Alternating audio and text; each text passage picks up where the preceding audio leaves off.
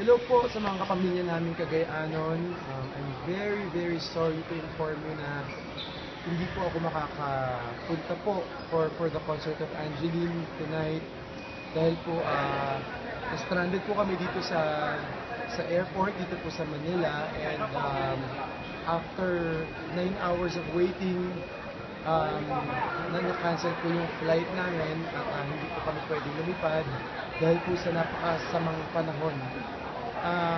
Sobra po ako nalulungkot pero I'm sure po magiging masaya pa rin po kayo at mag-e-enjoy na manood po kay Angeline Quinta dyan. So sana po magkita-kita po rin po tayo in the future. And again, I'm sorry po and maraming salamat po in advance sa lahat po ng mga sumuporta po sa concert ni Angeline. God bless you and enjoy the night.